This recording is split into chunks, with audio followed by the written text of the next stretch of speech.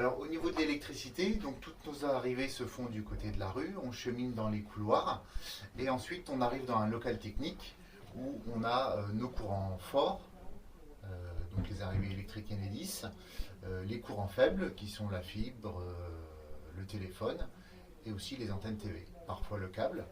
Donc ici souvent on utilise des gaines de couleur verte pour le passage des courants faibles. Euh, Comme vous le voyez ici, on a un petit répartiteur télévision pour amplifier la télévision chez les clients, les signaux, les arrivées de fibres, parce que aujourd'hui la plupart des immeubles et avec le déploiement de la fibre, on l'installe dans les logements.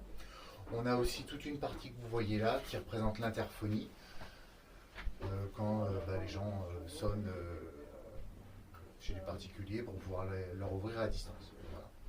En ce qui concerne la plomberie, toutes les canalisations sont réalisées en cuivre, façonnées sur place, à la main ou avec des machines, et assemblées avec la brasure, voilà, une brasure forte. Avec les concessionnaires, donc, on met en place des nouveaux compteurs pour le comptage de l'eau, et après on distribue directement sur les logements. Le cheminement des fourreaux ou des tuyaux est quelque chose de difficile dans du bâti ancien.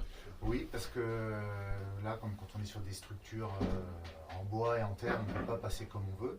Donc on s'adapte à l'existant, on essaye de passer dans les endroits où ça reste le plus discret possible. Et le but est quand même d'amener le confort moderne dans ces bâtiments.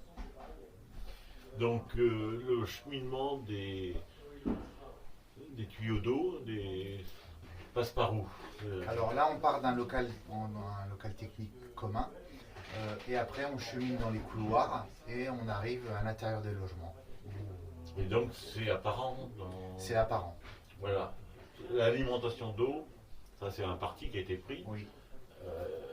est apparente, tandis que les fourreaux, On essaye de dissimuler ces fourreaux dans des coffres, des coffres qui ressemblent peut-être de temps en temps à des poutres en bois ou des voilà, poutres en bois. etc. Mais là, nous avons une chance d'avoir un vrai local Oui. dans un bâti ancien. Et ce local doit être coupe-feu, c'est-à-dire qu'il y a du plâtre tout autour, coupe-feu 1 heure, parce que c'est un lieu qui peut prendre feu.